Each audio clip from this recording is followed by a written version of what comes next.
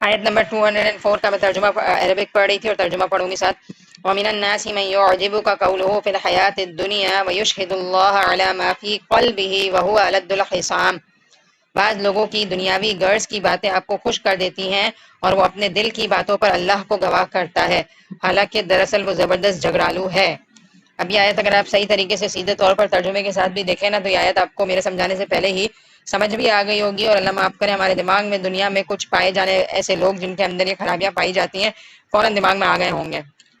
تو ہمیں دوسروں کو نہیں دیکھنا کہ کس کے اندر یہ غلط ہیبٹس پائی جاتی ہیں، بلکہ اپنا جائزہ لینا ہے کہیں میرے اندر تو یہ خرابیاں نہیں ہیں، کیونکہ قرآن میں اپنی اصلاح کے لیے پڑھ رہی ہوں، دوسروں کے لیے نہیں. ٹھیک ہے، تو میں دوبارہ ترجمہ رکھتی ہوں اور چیک کریں کہ یہ کون سی کوالٹی ہے اور یہ کس طرح کے انسان کی نقشہ کشی کی جا رہی ہے، اور مجھے اس کی روشنی میں اپنے اندر سے یہ برائیاں نکالنی ہے. نمبر 1، اللہ تعالیٰ یہ کہہ رہے ہیں کہ لوگوں میں سے کچھ ایسے ہیں، اور آج ہم لوگوں کی دو کیٹیگریز پڑھیں گے. ایک اللہ معاف کرے اللہ کے ناپسندیدہ لوگ ہیں، اور ایک اللہ کے پسندیدہ لوگ ہیں. تو پہلے جو ہم پڑھ رہے ہیں وہ ناپسندیدہ لوگ ہیں. تو بعض لوگوں کی دنیاوی غرض کی باتیں آپ کو خوش کر دیتی ہیں، یعنی کہ وہ ہم کہتے ہیں نا منافق شخص جو ہوتا ہے وہ چکنی چپڑی باتیں کرتا ہے اور بڑی بڑی باتیں کرتا ہے. جیسے کوئی آپ کے لیے جان مجھ کے سنسیئرٹی شو کرے کہ ہمیں تو آپ سے بہت محبت ہے اور آپ کا مشکل وقت آئے تو ہم تو کھڑے ہوں گے آپ کے ساتھ، لیکن کیا ہوتا ہے کہ جب مشکل وقت آتا ہے تو وہ موڑ کر بھی نہیں دیکھتے، اور وہ صرف آپ سے اس وقت تک محبت کرتے ہیں جب تک آپ کے پاس مال ہے، اور مال کی وجہ سے آپ کے ارد گرد منلا رہے ہوتے ہیں، آپ کو پوچھ رہے ہوتے ہیں تاکہ بدلے میں آپ ان کو مال دیں. لیکن جب آپ کے پاس فائنینشیل لاس آتا ہے تو آپ سے منہ موڑ لیتے ہیں. تو اللہ معاف کرے ایسے منافق لوگ دنیا میں پائے جاتے ہیں، اور ہمیں یہ چیک کرنا ہے کہ میں تو ایسا نہیں کرتی. تو اللہ یہ کہہ رہے ہیں کہ ان لوگوں کی دنیاوی باتیں آپ کو خوش کر دیتی ہیں. وہ کچھ لوگوں کی چاپلوسی کرنے کی عادت ہوتی ہے، یا بہت ہی میٹھی میٹھی باتیں جسے ہم کہتے ہیں، اور ہم اپنی زبان میں سے کہتے ہیں میٹھی چھری ہوتے ہیں لوگ، بڑی بڑی باتیں کرتے ہیں اور ان کا دل جو ہے نا خلوص سے خالی ہوتا ہے. اور وہ کیا کہتے ہیں، وہ اپنے دل کی باتوں پر اللہ کو گواہ کرتا ہے، قسم کھا کھا کر مخلص ہونے کے دعوے کرتا ہے. لیکن اللہ تعالیٰ یہ کہہ رہے ہیں کہ حالانکہ دراصل وہ زبردست جھگڑالو ہے، اور اصل میں اللہ تعالیٰ اس کی ڈیفینیشن یہ بتا رہے ہیں کہ اللہ کے نزدیک وہ انسان بڑا ہی جھگڑالو ہے. تو ہمیں دوسروں کو نہیں دیکھنا، ہمیں یہ دیکھنا ہے کہ ہم اگر کسی کو کوئی وعدہ کر رہے ہیں، کسی کا کوئی ساتھ دے رہے ہیں، تو کیا ہم دل سے سنسیئر ہیں یا صرف اور صرف اپنا فائدہ حاصل کرنے کے لیے اس کے ساتھ نیکی کر رہے ہیں. ہمیں کوئی بھی کام کسی کے ساتھ اس لیے کرنا ہے کہ ہم دل سے اس کے ساتھ سنسیئر ہیں اور ہم اللہ کے لیے کر رہے ہیں وہ کام. ٹھیک ہے، تو ایسے کیریکٹر کی مزید کچھ اور قسمیں آ رہی ہیں جس کو ہم دیکھیں گے، اور کنٹینیوسلی اپنے آپ کو چیک کریں کہ میرے اندر تو کوئی ایسی بات نہیں ہے. تو سم ٹائمز ہم بہت میٹھی میٹھی باتیں کر رہے ہوتے ہیں اور پھر کہیں اور جا کر اسی شخص کی برائی شروع کر دیتے ہیں. مثال کے طور پر کوئی دلہن بنی ہوئی بیٹھی ہوئی ہے، آپ کو ہو سکتا ہے وہ پسند نہ آئی ہو، کیونکہ کبھی کبھی ایسا ہوتا ہے ڈریس کا کلر بہت زیادہ شوق ہوتا ہے، بہت ڈارک ہو رہا ہوتا ہے، آنکھوں کو چبھ رہا ہوتا ہے، میک اپ بھی کبھی کبھی مزہ نہیں آ رہا ہوتا. تو ایسی صورت میں آپ اس کے پاس آئیں تو ظاہر سی بات ہے اسٹریٹ فارورڈ ہو کے یہ تو نہیں کہہ دیں گے تم بالکل بھی نہیں اچھی لگ رہی. تو کچھ لوگ پتہ ہے کیا کرتے ہیں، اس موقع پہ بہت اچھی لگ رہی ہو، تم سے اچھا تو کوئی لگ نہیں رہا، ہر چیز ایسا لگ رہا ہے تمہارے لیے بنی ہے، بڑی بڑی باتیں کرتے ہیں اور ان کے پاس سے ہٹتے ہی نہیں. ابھی کے آگے نکلے اور اپنی فرینڈ میں شروع ہو گئے بولنا کہ کیسی لگ رہی ہے، کوئی سینس نہیں ہے. تو اتنا تضاد باتوں میں نہیں ہونا چاہیے. تو میں یہ نہیں کہہ رہی کہ بالکل اسٹریٹ فارورڈ ہو جائے، منہ پہ برائی شروع کر دیں. تو حکمت کا تقاضا یہ ہے کہ کوئی آپ دلہن کو دیکھ رہے ہیں، آپ کو سمجھے نہیں مزہ آ رہا، اس کو نہیں پسند آئی آپ کو، تو اگر وہ پوچھے میں کیسی لگ رہی ہوں تو ہاں ماشاء اللہ کر کے بات کو وہ کر دیں. بہت ایکسٹرا تعریف اس لیے نہیں کریں کیونکہ آگے جا کر آپ جو برائی کرنے والے ہیں آپ بہت اپنا دگنا فیس دکھا رہے ہیں. تو سامنے بھی اعتدال میں رہیں اور آگے جا کر بھی ریلیکس رہیں. اتنی زیادہ کسی کی برائی کرنے کی ہمیں ضرورت نہیں ہے، کیونکہ سم ٹائمز پتہ ہے کیا ہوتا ہے کہ انسان کی کوشش کے باوجود بھی صحیح نہیں لگ رہا ہوتا انسان. اگر ہم اس طرح کی حرکتیں کرتے ہیں تو اللہ تعالیٰ ہمیں زندگی میں دکھاتے بھی ہیں. اگر ہم نے کسی کو الٹا سیدھا بولا ہوتا ہے نا تو وہ باتیں ہم پر پڑ جاتی ہیں. دوسرا یہ کہ یہ کیریکٹر ایک منافقانہ کیریکٹر ہے اور اللہ کو بالکل پسند نہیں ہے. اور ایسے لوگ اپنی زندگی میں بڑے ہی جھگڑالو ہیں، اور جھگڑالو کیا ہیں، ان کی مزید کیٹیگریز ان آیات میں آ رہی ہیں. وَإِذَا تَوَلَّى سَعَىٰ فِي الْأَرْضِ لِيُفْسِدَ فِيهَا وَيُهْلِكَ الْحَرْثَ وَالنَّسْلَ وَاللَّهُ لَا يُحِبُّ الْفَسَادَ. جب وہ لوٹ کر جاتا ہے تو زمین میں فساد پھیلانے کی اور کھیتی اور نسل کی بربادی کی کوشش میں لگا رہتا ہے، اور اللہ تعالیٰ کو فساد ناپسند ہے. اور یہ حرکتیں کیا کرتے ہیں، 3 چیزیں بتائی جا رہی ہیں کہ دیکھیں زمین میں فساد ہی ہے نا. ایسے شخص کیا کرتے ہیں، اپنا تعلق ایک کیریکٹر کے ساتھ بالکل صحیح رکھتے ہیں اور باہر نکل کے کیا کرتے ہیں، بی کیریکٹر کے سامنے ایک کیریکٹر کی برائی کرتے ہیں. خود کیا کرتے ہیں، دونوں پارٹی سے بنا کر رکھتے ہیں اور دونوں کو آپس میں جھگڑا کر رکھتے ہیں. ایسا نظر آتا ہے نا. اپنے اللہ اپنے فیملیز میں بھی دیکھا ہوگا کہ ایک مثال کے طور پر ایک پھپھی ایسی ہے، یا اللہ نہ کرے خالہ ایسی، جنرل بات کر رہی ہوں میں رشتوں کے نام سے، پھپھی کا نام نہیں لے رہی، خالہ بھی ہو سکتی ہے ایسی، کہ وہ اپنی دوسری بہنوں سے تو بنا کر رکھے اور جو ایک بہن ہے اس کو دوسروں سے بنانے نہ دے. ایسے فساد ہوتے ہیں زمین میں. سمجھ آ رہی ہے بات؟ اگر مثال کے طور پر سوچے 3 دوستیں ہیں، ٹھیک ہے، تینوں جب آپس میں مل رہی ہیں تو سب صحیح. اب ایک دوست جو ہے نا ذرا فسادی ٹائپ ہے تو وہ کیا کرے گی، دونوں سے خود بنانے کی کوشش کرے گی اور ایسی حرکتیں کرے گی کہ دو کو آپس میں لڑوا دے. ہوتا ہے نا میری بات, مجھے امید ہے آپ کو سمجھ آ رہی ہوگی, کیونکہ ہماری زندگی میں اللہ معاف کرے یہ چیزیں بہت زیادہ عام ہیں. ہماری زندگی میں چونکہ کوئی مقصد نہیں ہے, ہم صبح اٹھتے ہیں, فون گھماتے ہیں, ادھر ادھر میسیجز پر لگ جاتے ہیں اور الٹی سیدھی حرکتوں میں لگ جاتے ہیں. تو یہ ہماری زندگی میں بہت زیادہ عام ہے. لہٰذا جو انسان مقصد پر فوکس ہوتا ہے نا, جس کی زندگی کا مقصد قرآن کو سیکھنا ہے, اس کی زندگی میں کوئی مقاصد, یقین مانے ٹائم ہی نہیں بچتا ان فضول چیزوں کا. تو اللہ تعالیٰ یہ کہہ رہے کہ ایسا کیریکٹر زمین میں فساد پھیلاتا ہے اور کھیتی کو اور نسل کی بربادی کی کوشش کرتا ہے. کھیتوں میں فساد ڈال دینا, فصلوں کو بڑھنے نہ دینا, فصلوں کو کاٹ دینا, اور اسی طرح نسل کی بربادی کی کوشش کرتا ہے. نسل کی بربادی کیا ہے کہ انسانیت کو جیسے ایسے وہ قتل و غارت گری کری تو مردوں کو ختم کر دینا تو نسل آگے نہ بڑھے. اور اسی طرح ظاہری طور پر اگر ختم نہیں بھی کیا جا رہا, قتل نہیں بھی کیا جا رہا, تو آج ہماری نسل کی بربادی یہودی کس طرح کر رہے ہیں وہ ہم سب کو پتا ہے کس طرح کر رہے ہیں. فزیکل طور پر ان کو جان سے بھی مار رہے ہیں, اور اگر جان سے نہیں بھی مار رہے تو ایسی ایسی ایجادات کر رہے ہیں جس میں ہماری نسلیں لگ گئی ہیں اور ان کے پاس مقصد کا ٹائم نہیں ہے اور غیر مقصد چیزیں میں وہ نکل گئے ہیں. مثال کے طور پر جتنی بھی ایسی ایجادات ہیں جن میں ہماری بچے, ہماری نسلیں ملوث ہیں, مثال کے طور پر موبائل فون ہے, یوٹیوب ہے, فیس بک ہے, تو یہ ساری ایجاد کردہ کس کی ہے؟ یہودیوں کی ہے. یا جو لوگ بھی یہ کام کر رہے ہیں ان کا مقصد کیا ہے کہ یوتھ کے پاس فضول چیزوں میں اتنا ٹائم لگ جائے کہ وہ مقصد والی چیزوں کے لیے ٹائم ہی نہ بچا سکیں. آج کا ہمارا یوتھ کیا کر رہا ہے, نوجوان نسلیں کیا کر رہی ہیں, اپنے ٹائم کو کن چیزوں میں لگا رہی ہیں. نیٹ فلکس ہے, اسی طرح پب جی ہے, کتنی ساری گیمز ہیں جن کو جب وہ لوگ دیکھنا شروع کرتے ہیں تو گھنٹے برباد ہو جاتے ہیں. ہے کہ نہیں ایسا؟ تو اللہ تعالیٰ یہ کہہ رہے ہیں کہ ایسا انسان جب زمین پہ لوٹ کے جا رہا ہے تو فساد کر رہا ہے, کسی کو چین سے نہیں رہنے دے رہا, کھیتی کو تباہ کرے جا رہا ہے اور نسل کی بربادی کر رہا ہے. یا تو شوٹ کر رہا ہے, اگر فزیکل طور پر نہیں ہے تو آیت کے دو مطلب ہوتے ہیں. آپ کہیں گے قتل تو اب اتنا نہیں ہو رہا, لیکن ہو رہا ہے, قتل بھی کر رہے ہیں لوگ. لیکن اصل چیز پتہ ہے کیا ہے, انسان کی موت اس وقت بھی ہو جاتی ہے جب وہ زندہ تو ہو لیکن دل مر جائے. ایک طریقے سے مردہ ہے وہ شخص کہ جو خود تو زندہ نظر آ رہا ہے, لیکن اگر اس کا دل مر جائے اور اس کے دل میں اللہ کا ذکر نہیں ہے تو وہ زیادہ مرا ہوا انسان ہے. فزیکل طور پر ڈیتھ ہو جائے نا تو وہ انسان زیادہ بہتر ہے, کیونکہ وہ مر کے دنیا سے کٹ آف ہو گیا اور قبر میں جا چکا ہے. لیکن ایسا انسان زیادہ بدبخت ہے جو زندہ تو رہ رہا ہے لیکن اس کا دل مر گیا ہے. اور ایک چیز میں نے لاسٹ ٹائم بھی شیئر کی تھی, کیونکہ یہ ساری چیزیں ہمارے ٹائم کو کل کر رہی ہیں. ہم موبائل اٹھاتے ہیں 2-3 گھنٹے ڈراموں دیکھنے میں اور فضول چیزوں میں لگا دیتے ہیں, اور جب ہم کھڑے ہوتے ہیں نا تو ہمارا ذہن, میں بتا رہی ہوں کہ دماغ سن ہو جاتا ہے. موبائل یوز کر کے کھڑے ہوں, میرے ساتھ بھی اللہ معاف کرے ہوتا ہے کہ ہم کھڑے ہوں نا, محسوس کریں کہ ہمارا دل دماغ جو ہے نا سن ہو رہا ہے, کھڑا نہیں ہوا جا رہا ہوتا. پھر ذرا سا ریلیکس ہو کے کھڑے ہوتے ہیں, اثر کی وضو کرتے ہیں, اور جب نماز کے لیے کھڑے ہوتے ہیں تو دماغ میں وہی باتیں چل رہی ہوتی ہیں جو ہم نے ابھی دیکھی ہیں. تو ہم اپنی بھی اصلاح کریں, اپنے آپ کو صحیح کریں کہ کتنا ٹائم مجھے موبائل کو دینا ہے, کتنا ٹائم اللہ کو دینا ہے, اور اپنی نسلوں کی فکر کریں. اپنی نسلوں کو موبائل دے کر چھوڑ نہ دیں, ان پر نظر رکھیں. کیونکہ آپ دیکھیں کیا کیا چیزیں عام ہیں. بچہ موبائل یوز کر رہا ہے, یوٹیوب کھول رہا ہے, آگے پیچھے اسکرولنگ کر رہا ہے, کیسی کیسی شارٹس بنی ہوئی ہیں, نامناسب شارٹس ہیں. خدا نہ خاصا کوئی ایسی چیز وہ سیکھ جائے کم عمری میں, 9 سال کا بچہ یا 8 سال کا بچہ, اللہ نہ کرے کوئی ایسی چیز سیکھ جائے جو ہمیں خود بھی لوگوں کے سامنے اگر وہ ڈکلیئر کرے تو شرم آ جائے. تو بہتر نہیں ہے کہ ہم اپنی اصلاح کر لیں. تو بہت ضرورت ہے ہمیں اپنی اصلاح کرنے کی, اور یہ جو نسل کی بربادی ہے اس کی کوشش یہودی کر رہے ہیں اور ہم ان کا پورا پورا ساتھ دے رہے ہیں. ہم پر ڈیپینڈ کرتا ہے کہ ہم موبائل فون کا کیا یوز کرتے ہیں, اور بہت ساری چیزیں ہیں جس میں ہم اپنی زندگی کو ضائع کر رہے ہیں. اور کیا ہے, اللہ تعالیٰ فساد کو ناپسند کرتا ہے. اور ابھی لوگ جو نہیں آئے تھے وہ دوبارہ ریجوائن ہوئے ہیں, ان کے سامنے میں پہلی آیت کا دوبارہ خلاصہ اس لیے رکھوں گی کہ یہ والی چیز بہت امپورٹنٹ ہے. پہلی آیت ہم یہ پڑھ رہے تھے کہ لوگوں کی ایک کیٹیگری اللہ تعالیٰ بیان فرما رہے ہیں. وہ کیٹیگری یہ ہے کہ لوگ کیا کر رہے ہیں, دوسرے لوگوں کو خوش کرنے کے لیے بڑی بڑی باتیں کرتے ہیں اور قسمیں بھی کھا لیتے ہیں, حالانکہ دل سے وہ مخلص نہیں ہیں. تو اس میں ہم نے کیا بات پڑھی کہ یہ دکھا رہے ہوتے ہیں, یہ شو کر رہے ہوتے ہیں کہ ہم بہت سنسیئر ہیں آپ کے ساتھ اور آپ کو مشکل تو آنے دیں, ہم کھڑے ہوں گے آپ کے ساتھ. لیکن کیا ہوتا ہے, مشکل وقت میں وہ منہ موڑ لیتے ہیں. تو مزید ہم ان کی ہی ڈیفینیشنز پڑھ رہے تھے کہ ایسے لوگوں کی خرابی یہ ہے کہ وہ زمین میں فساد مچا رہے ہیں, نسل کی بربادی کر رہے ہیں. اللہ کو ایسے لوگ پسند نہیں. ہمارا دل قرآن کے لیے کھلتا ہے نا, تو یہ بہت بڑی حقیقت ہے کہ ہم دیکھ رہے ہوتے ہیں کہ لوگ گناہ کر رہے ہیں, تو ہمیں بہت گھبراہٹ شروع ہو جاتی ہے کہ کیسے یہ گناہ کر رہے ہیں اور ان کو گناہ نہیں کرنا چاہیے. تو پھر ہم کیا کرتے ہیں, سوچتے ہیں کہ ان کی کریکشن کریں. تو کریکشن کرنے کا طریقہ یہ ہے کہ بہت حکمت کے ساتھ اور بہت پیار محبت کے ساتھ انہیں سمجھائیں. تو 2 کریکٹر سامنے آئیں گے آپ کے. ایک وہ لوگ ہوں گے جو مان جائیں گے کہ وہ غلط کر رہے ہیں اور ان کو صحیح کر لینا چاہیے, اور ایک انسان ایسا ہوتا ہے جس کو نصیحت فائدہ نہیں دیتی, بلکہ وہ کیا کرتا ہے, اگر آپ کہیں اسے کہ اللہ سے ڈرو, اس طرح نہیں کرنا چاہیے, اللہ تعالیٰ نے اس چیز کا حکم یوں دیا ہے, تو تکبر اور تعصب اسے گناہ پر آمادہ کر دیتا ہے. تکبر کیا ہے آپ سب جانتے ہیں, کہ اپنی بڑائی, کہ نہیں میں تو بڑا ہوں بھائی, مجھ سے اچھا تو کوئی سوچ ہی نہیں سکتا, میں تو ایک اشارے پر سب کو فساد مچا دیتا ہوں زمین میں تو یوں کرتا ہوں, میں تو یوں کرتا ہوں. تو تکبر اس کے اندر کا کہ نہیں میں تو جھک نہیں سکتا بھائی اللہ کے آگے. اور تعصب کیا ہوتا ہے کہ انسان سب صحیح اپنے آپ کو سمجھے اور سامنے والے سے اس کو کوئی تعصب ہو اور وہ سامنے والے کی بات کو ایکسیپٹ نہ کرے، اس عمل کو تعصب کہتے ہیں، کہ تعصب کی وجہ سے وہ سامنے والے کی بات نہ مانے تو یہ چیزیں سے گناہ پر آمادہ کر دیتی ہیں۔ تعصب بیسیکلی پتہ کسے کہیں گے؟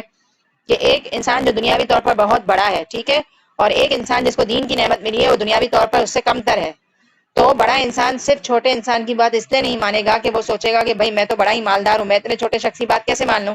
اس دور میں بھی یہی ہوتا تھا نا، مشرکین مکہ عرب کے سردار ہوا کرتے تھے اور ان کے پاس بہت جاہو مال اور لشکر اور پتہ نہیں کیا کیا ان کے پاس ہوتی تھی دنیا کی فراوانی، تو آپ صلی اللہ علیہ وسلم کی بات اس لیے بھی نہیں مانتے تھے کہ ہم آپ صلی اللہ علیہ وسلم کو کیسے فالو کریں، ان کے تو فالوورز غریب ہیں، بلال حبشی ہیں اور یہ ہیں اور وہ ہیں، اور آج آپ دیکھیں بلال حبشی اور صحابہ کرام میں سے کچھ ایسے صحابی ہیں جن کو دنیا میں ہی جنت کی بشارت دے دی گئی ہے، تو جس انسان کو دنیا میں بشارت مل جائے جنت کی، وہ غریب ہے یا امیر ہے؟ اللہ کے نزدیک کیا ہے؟ وہ دنیا کا خوش قسمت ترین انسان ہے۔ تو ایسی چیزیں اس کو گناہ پر آمادہ کرتی ہیں، تو یقین مانے اللہ نے کیا کا انجام یاد رکھے، ایسے لوگوں کا انجام جہنم ہے اور بہت ہی بری جگہ ہے۔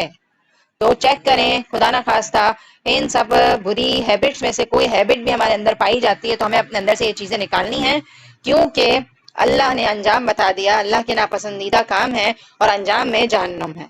تو چیک کریے اپنے آپ کو، مقصد یہ ہے کہ میں اور آپ اپنے آپ کو چیک کریں، یہاں بیٹھے اس لیے کہ اگر آپ 5 منٹ کی بھی کلاس لینے آئے ہیں، 10 منٹ کی لے رہے، 15 منٹ کی لے رہے، آدھے گھنٹے کی لے رہے، گھنٹے کی لے رہے، سیکھ کر ضرور جائیں، کچھ نہ کچھ لے کر اٹھیں۔ تو میں یہ کہوں گی، مجھے یہ والی بات سمجھاتے ہوئے 2 چیزیں میں آپ کو کہوں گی، پھر آپ لوگ بھی اپنے لیے پوائنٹس نکالیں، مجھ سے شیئر کر سکتے ہیں، لکھ کر بتا سکتے ہیں، تو میں اس کو پھر پیش کروں اور ہم ڈسکس کر لیں۔ شروع میں نے پوائنٹ بتایا جو شاید اکثر لوگ اس وقت نہیں آئے تھے، یہ پوائنٹ بتایا کہ دوگلا پن یہ ہوتا ہے کہ آپ کسی کے منہ پر اس کی بھر بھر کے تعریف کریں اور باہر نکل کر کسی اور شخص کے ساتھ اسی کی برائی کر دیں، یہ دوگلا پن ہے۔ اور قسمیں کھا کھا کر بولے بھائی آپ تو بہت اچھی ہیں اور آپ سے اچھا کھانا تو کوئی نہیں بنا سکتا اور آپ کی کوکنگ تو ایسی ہے کہ ہم انگلیاں چاٹتے رہ گئے اور بڑا ہی مزہ آیا اور کیا کھانا بنایا آپ نے، تو اپنے گھر کو اتنا ڈیکوریٹ کیا ہے، آپ خوب مہمان کے میزبان کی تعریف کر کے اس کے گھر سے آئے ہیں، اپنے گھر آئیں اور جلدی سے فون ملائیں اور بتائیں اپنی ماں کو کہ ہم یہاں گئے تھے اور ایسا تھا، ان میں تو سینس نہیں تھا اور یہ نہیں تھا اور وہ نہیں تھا، ڈریسنگ سینس نہیں تھا، کھانے کا سینس نہیں تھا، صفائی نہیں تھی ان کے گھر میں۔ تو ایسا دوگلا پن ہم کرتے ہیں کہ نہیں کرتے؟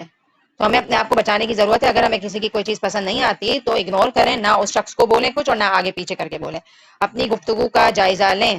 اگر کسی کی کوئی چیز پسند نہیں آ رہی تو اتنے اسٹریٹ فارورڈ نہ ہو جائیں کہ اس کے منہ پر ہی اس کو انسلٹ کر دیں، اس کو بھی کچھ نہ بولیں لیکن نکل کر کسی اور کو نہ بولیں۔ تو یہ پوائنٹ ایسا ہے جس پر ہم کنٹرول کر سکتے ہیں کہ نہیں؟ یہ کوئی معمولی چیز نہیں، اللہ تعالیٰ کہہ رہے ہیں جہنم میں لے جانے والے اعمال ہیں، تو کیا کنٹرول کریں گے کہ نہیں کریں گے؟ تو ہم اپنے آپ کو چیک کر سکتے ہیں، اپنی اصلاح کر سکتے ہیں اور اپنی زندگی سے بری باتیں نکال سکتے ہیں۔ دوسرا یہ کہ زمین میں فساد نہ پھیلائیں، خود ہر کسی کے ساتھ اچھے ہو جائیں اور دوسروں میں فساد مچاتے رہیں، یہ طریقہ درست نہیں ہے۔ تیسری طریقہ یہ ہے کہ نسل کی بربادی سے بچیں، آپ سب کے ہاتھوں میں آپ کی نسلیں ہیں، آپ کی اولادیں ہیں، یہود کیا نسل کو برباد کرے گا، ہم اپنی اولاد کی کیا تربیت کر رہے ہیں؟ اگر اپنی اولادوں کو بے نمازی بنا رہے ہیں تو کیا ان کی نسل کی ہم اصلاح کر رہے ہیں، برباد کر رہے ہیں انہیں؟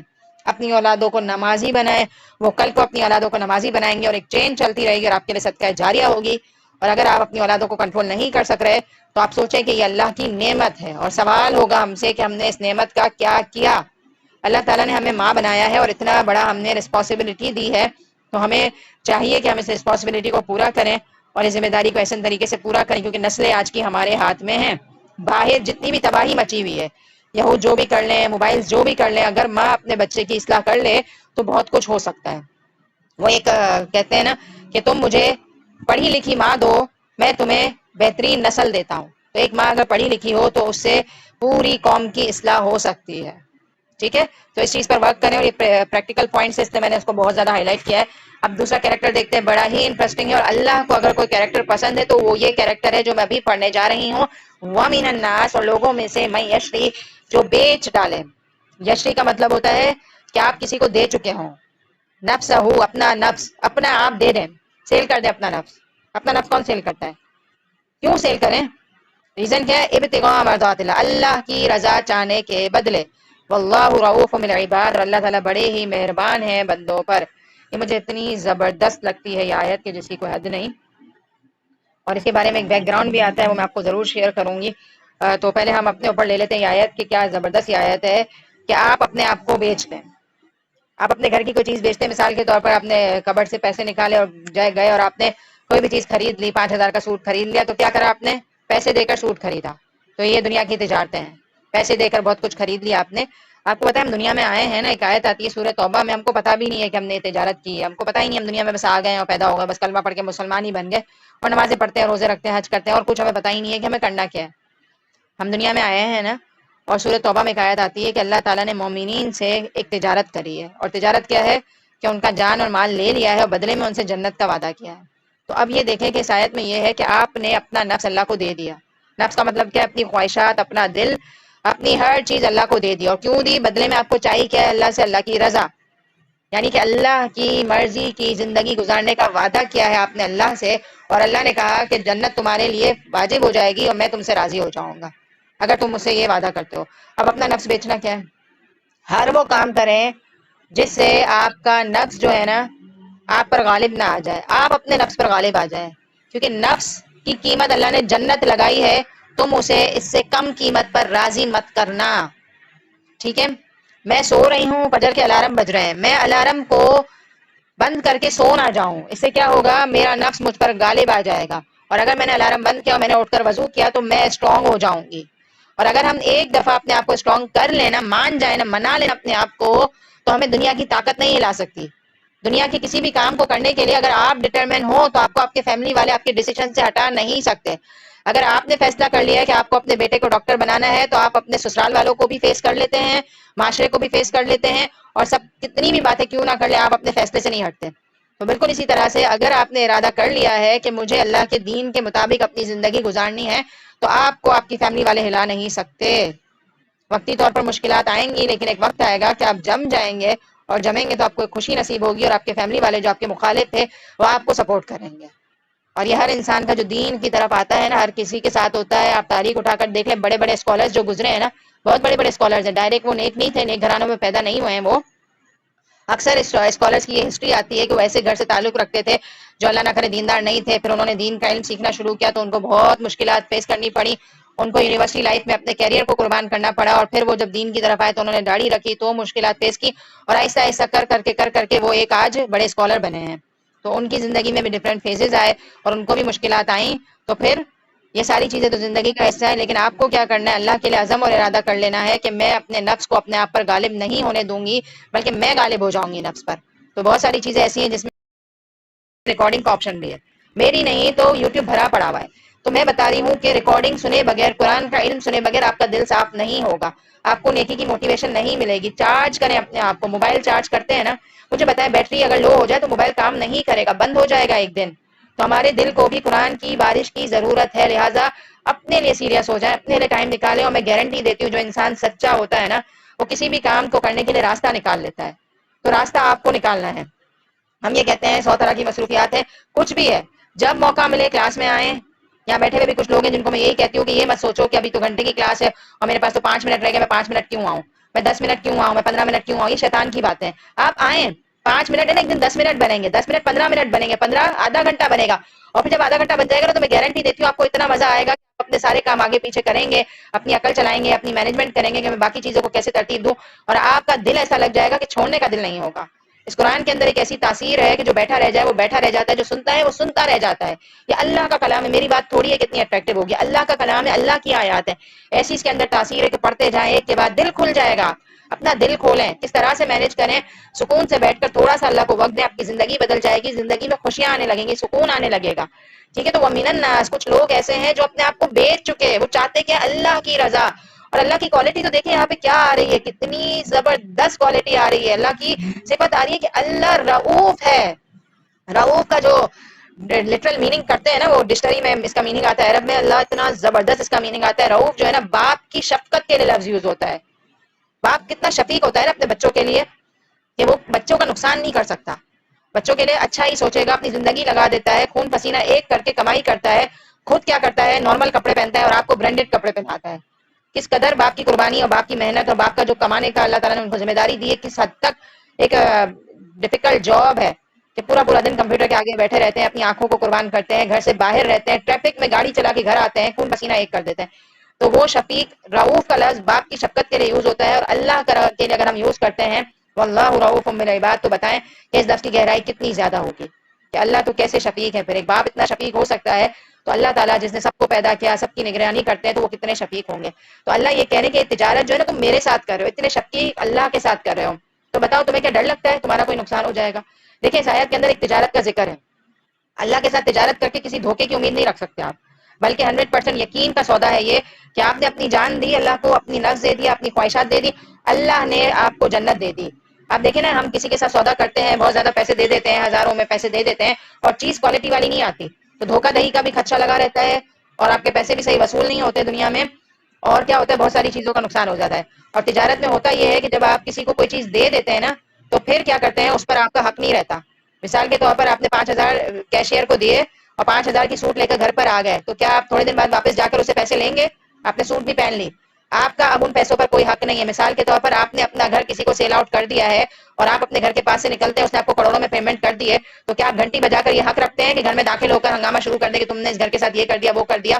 نہیں کر سکتے نا، کیونکہ آپ نے سیل کر دیا. ہاں رینٹ پر اگر دیں تو تھوڑا بہت آپ اپنا حق جتا سکتے ہیں، لیکن اس میں بھی ایک لمٹ ہوتی ہے. لیکن اگر سیل کر دیا تو آپ مڑ کر دیکھیں گے بھی نہیں کہ بھائی میرا تو گھر اب ہے نہیں، میں نے تو دے دیا ہے. تو اب یہ بتائیں کہ آپ نے اپنا نفس اگر اللہ کو دے دیا ہے، تو کیا بار بار اپنے نفس کو آپ بولتے رہیں گے نہیں میرا بھی اس میں حق ہے، میں اپنی بھی خواہشات پوری کر لوں؟ ایسا نہیں ہے، آپ اللہ کو دے دیں.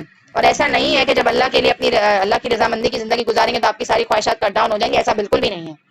الحمدللہ ہم دیندار ہیں اللہ کے فضل سے، اور کافی سالوں سے دین کو پریکٹس کر رہے ہیں، تو میں گواہی دیتی ہوں اللہ کی قسم بلکہ کھا کے کہوں گی کہ آج تک میرا ایسا نہیں ہے کہ کوئی خواہشات دبانی پڑی ہوں. الحمدللہ اگر اللہ کے لیے کچھ چیزوں میں کمپرومائز کیا تو اللہ نے اس سے بہتر دیا. اگر ہم نے جوانی سے ہی ماشاء اللہ پردہ شروع کر دیا تو ایسا نہیں ہے کہ ہمارے رشتے نہیں ہوئے، یا جو دیندار ہوتے ہیں ان کے رشتے نہیں ہوتے. اللہ نے ان لوگوں کو اس سے اچھے رشتے ملائے جو ایک بے پردہ عورت کو رشتہ دیا. وقتی طور پر نو ڈاؤٹ مشکلات آتی ہیں اور یہ ہماری آزمائش ہوتی ہے، ایسے ہی تو جنت نہیں مل جائے گی نا. اللہ تعالیٰ چیک بھی تو کریں گے نا کہ ہم جنت کے کیپیبل ہیں کہ نہیں ہیں.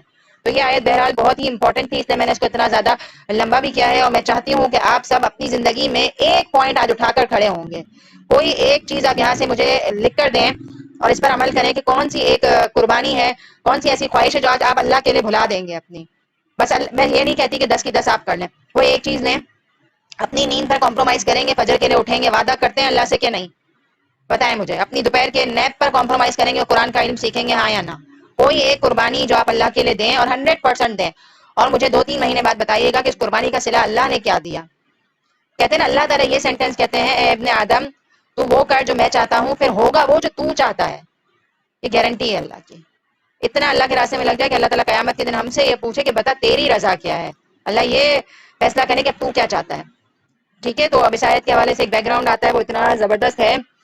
یہ آیت کہتے ہیں حضرت صہیب رومی کے بارے میں نازل ہوئی ہے. وہ جب ہجرت کرنے لگے تو کافروں نے کہا کہ یہ مال سب یہاں کا کمایا ہوا ہے، اسے ہم ساتھ نہیں لے جانے دیں گے. حضرت صہیب نے یہ سارا مال ان کے حوالے کر دیا اور دین ساتھ لے کر آپ صلی اللہ علیہ وسلم کی خدمت میں حاضر ہوئے. آپ صلی اللہ علیہ وسلم نے سن کر فرمایا صہیب تم نے نفع بخش تجارت کی ہے.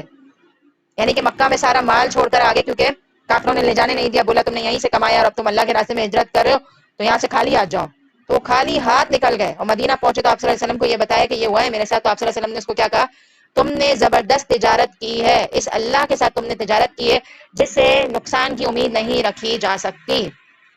تو اس واقعے سے سیکھیں کہ ہم تو چھوٹی چھوٹی چیزیں نہیں دے رہے. اور کہاں صحابہ کرام نے پورے پورے اپنے گھر دے دیے، اپنی جائیدادیں دے دی، اپنی اولادیں دے دی. ہم تو چھوٹی چھوٹی چیزوں میں اپنے آپ کو بس وہ کرتے رہتے ہیں. آپ کو ایک بات بتاؤں، جتنا ہم اپنے نفسوں کو ہے نا آرام میں رکھتے ہیں نا ہم سست ہو جاتے ہیں، اور جتنا اپنے آپ کو ایکٹیو رکھتے ہیں نا وہ مزہ ہی الگ ہوتا ہے. یا ایھا الذین آمنوا ادخلوا فی السلم کافۃ ولا تتبعوا خطوات الشیطان انہ لکم عدو مبین. اے ایمان والو دین میں داخل ہو جاؤ پورے کے پورے، اور نہیں کی طرف آئے ہیں نا تو ظاہر میں یہ نہیں کہتی ہے، اور اللہ تعالیٰ بھی اس بات کو پسند کرتے ہیں کہ آپ تھوڑا تھوڑا کر کے کام کریں لیکن اس کے اندر استقامت ہونی چاہیے. اب کچھ لوگوں کا طریقہ پتہ ہے کیا ہوتا ہے؟ دین میں آئے، جذباتی ہوئے، پردہ بھی شروع کر دیا، نمازیں بھی شروع کر دی، پتہ نہیں کیا کیا ہنگامہ گھر میں مچا دیا، اور پھر کیا ہوتا ہے 1-2 ہفتے کے بعد یا مہینے کے بعد ان کا جوش ختم ہو جاتا ہے، وہ پہلے سے بھی برے بن جاتے ہیں. ایسا ہوتا ہے نا. تو اتنے جذباتی نہ ہو، عقل سے کام لیں، ایموشن سے کام نہ لیں، عقل استعمال کریں جو اللہ تعالیٰ نے دی ہے ہمیں.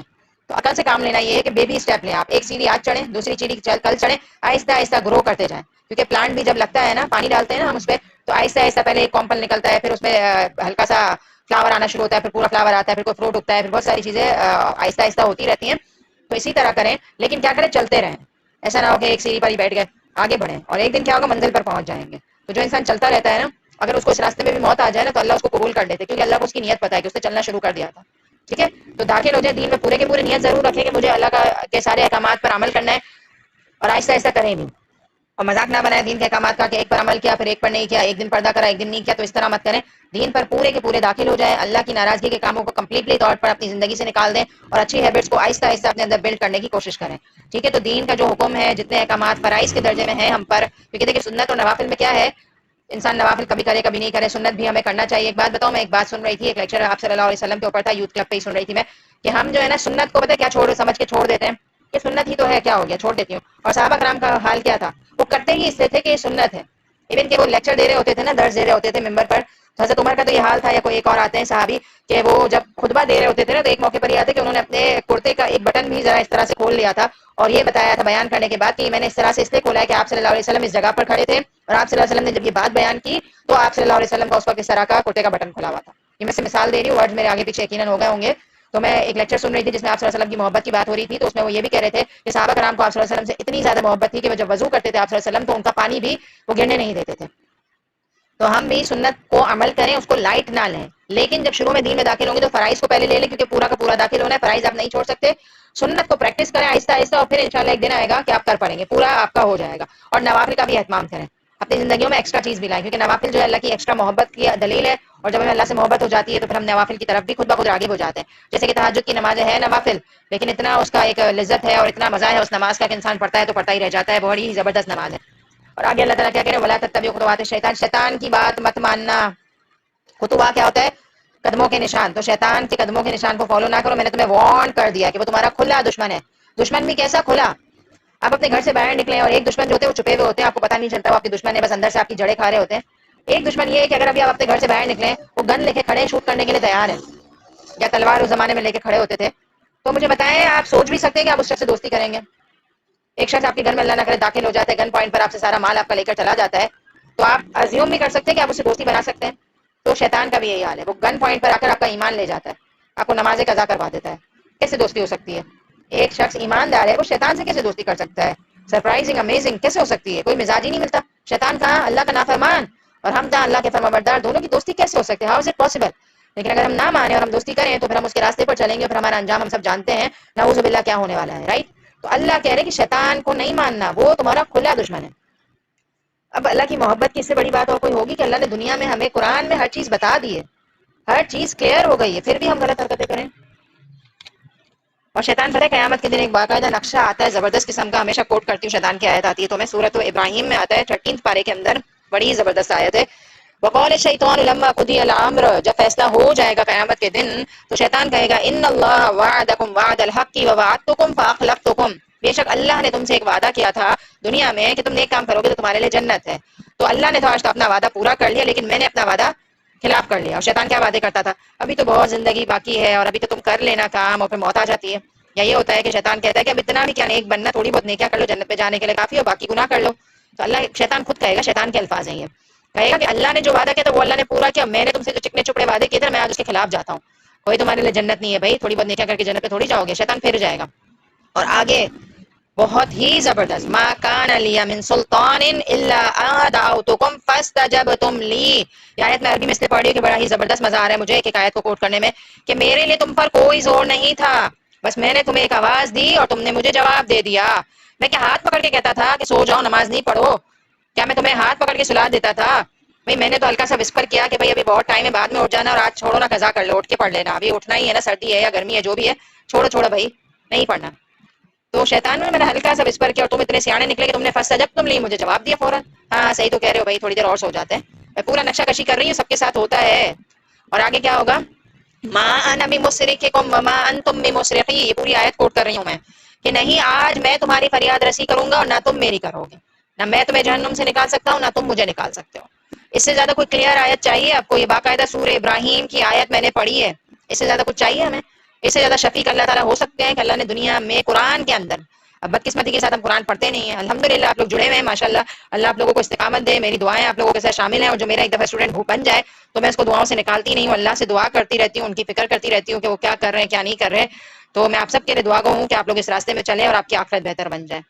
فَإِن زَلَلْتُم مِّن بَعْدِ مَا جَاءَتْكُمُ الْبَيِّنَاتُ فَاعْلَمُوا أَنَّ اللَّهَ عَزِيزٌ حَكِيمٌ، اگر تم باوجود تمہارے پاس دلیلیں آ جانے کے پھر بھی پھسل جاؤ تو جان لو کہ اللہ تعالیٰ غالب اور حکمت والے ہیں. اتنا سب کچھ تمہارے پاس آ جائے، اس کے باوجود تم پھسل جاؤ اپنے راستے سے تو جاتا ہے. کل میں پوائنٹ سن رہی تھی کہ یہ بہت زبردست بات ہے، سوچے کتنی زبردست انہوں نے بات کری کہ جو غیر یقینی چیز ہے نا وہ زندگی ہے، اور جو یقینی چیز ہے وہ موت ہے. اتنی کلک کی نا مجھے والی بات کہ موت یقینی آ کر رہے گی، لیکن زندگی غیر یقینی ہے، کبھی بھی ہم جا سکتے ہیں دنیا سے. هل ينظرون الا ان ياتيهم الله في ظلل من الغمام والملائكه وقضي الامر. کیا لوگوں کو اس بات کا انتظار ہے کہ ان کے پاس خود اللہ تعالیٰ ابر کے صاحبانوں میں آ جائے اور فرشتے بھی، اور کام انتہا تک پہنچ دیا جائے، اللہ ہی کی طرح تمام کام لوٹائے جاتے ہیں. یعنی کہ شاید میں اللہ تعالیٰ یہ کہہ رہے ہیں یا تو یہ قیامت کا منظر ہے جیسا کہ بعض تفصیلی روایات میں ہے، کیا یہ قیامت برپا ہونے کا انتظار کر رہے ہیں، یا پھر اس کا مطلب یہ ہے کہ اللہ تعالیٰ فرشتوں کے جل میں اور بادلوں کے سائے میں ان کے سامنے آئے اور فیصلہ چکا ہے تب وہ ایمان لائیں گے. لیکن ایسا اسلام قابل قبول ہی نہیں، اس لیے قبول اسلام میں تاخیر مت کرو اور فوراً اسلام قبول کر کے اپنی آنکھیں سنبھال لو.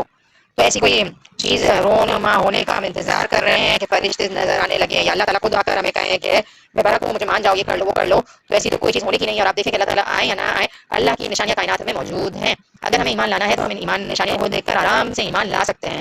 روز صبح ایک روشن صبح نمودار ہوتی ہے، وائٹ آسمان ہو جاتا ہے، اور یہی صبح رات کو اندھیرے میں بدل جاتی ہے اور کالی چادر اوڑھ لیتی ہے. تو کیا یہ چیز ہمارے ایمان لانے کے لیے کافی نہیں ہے؟ کتنی بڑی نشانی ہے پر ہم نوٹ ہی نہیں کرتے. لیکن لائٹ کلر پر ڈارک کلر کی پینٹنگ آسانی سے ہو جاتی ہے، وائٹ کلر پر اللہ تعالیٰ بلیک کلر کی جو چادر اڑا دیتے ہیں رات میں. لیکن آپ سوچیں کہ ڈارک کلر پر لائٹ کلر واپس لانا کیا عمل ہے.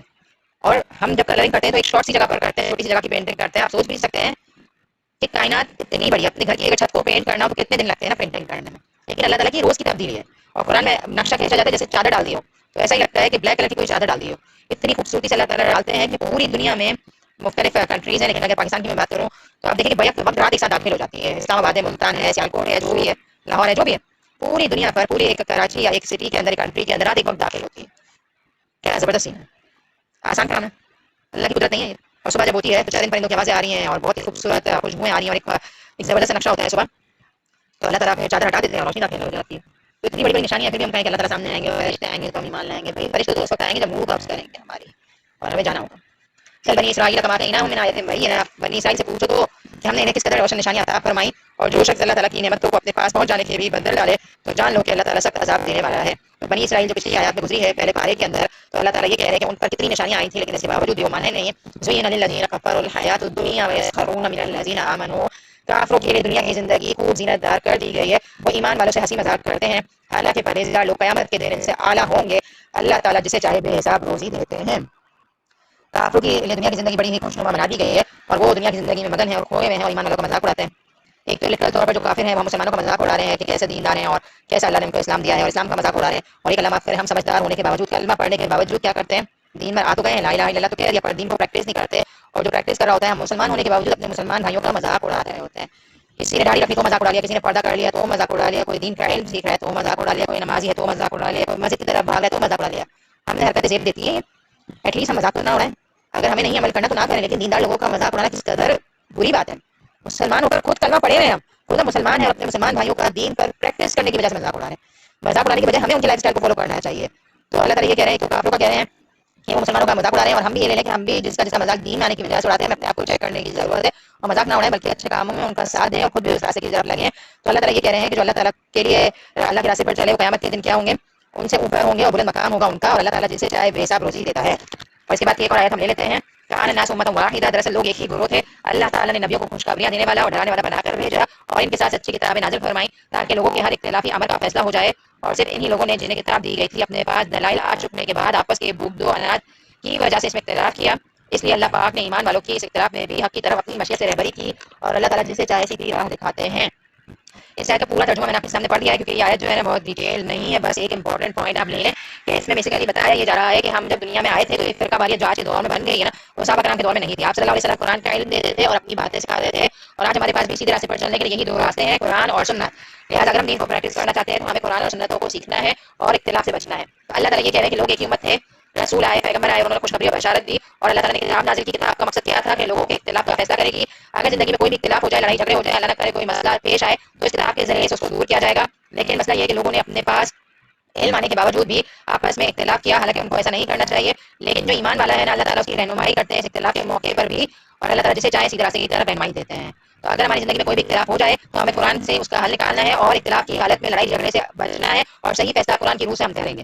اور اگر ہم اللہ والے ہیں اور دین کو صحیح معنوں میں پریکٹس کرتے ہیں تو انشاءاللہ ہر مشکل کے وقت اللہ تعالیٰ ہمیں قرآن کے ذریعے سے سیدھا راستہ دکھائیں گے. ٹھیک ہے. تو میں یہیں تک رکھتی ہوں کیونکہ اس کے بعد والی آیت بہت ہی زبردست آیت ہے، بہت ڈیٹیلڈ آیت ہے، تو اس کو کبھی کور اپ نہیں کر پاؤں گی، اور الحمدللہ آلموسٹ ہم نے آج کا ٹارگیٹ الحمدللہ اچیو کیا ہے۔ تو اللہ تعالیٰ آپ سب کے علم میں، اپنے سب کے عمل میں، اور آپ سب کا بیٹھنا قبول فرمائے۔